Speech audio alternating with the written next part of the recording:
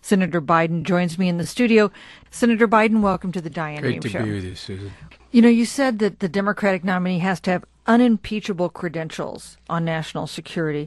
It takes a while. I mean, the idea that you can be briefed on what your foreign policy is something that is that in today's world is not is not a doable thing.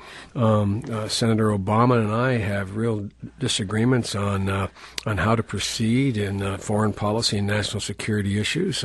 For example, I've been asked this morning about Senator Obama's speech yesterday about he'd invade Pakistan. Well, you know, the irony here is in order to look tough, he's undermined his ability to be tough were he president. Because if you're going to go into Pakistan, which is already our policy, by the way, if there's actionable intelligence, you need actionable intelligence from moderates within Pakistan working with you.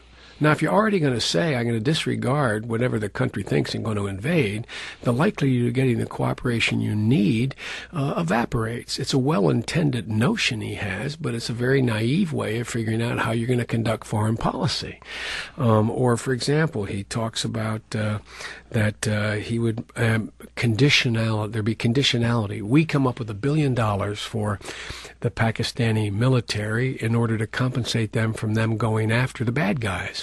They're not going after the bad guys. So he says we ought to condition it. Well, we already passed the law, the Biden legislation, actually the Biden-Lantos legislation, and the 9/11 legislation. It's already there.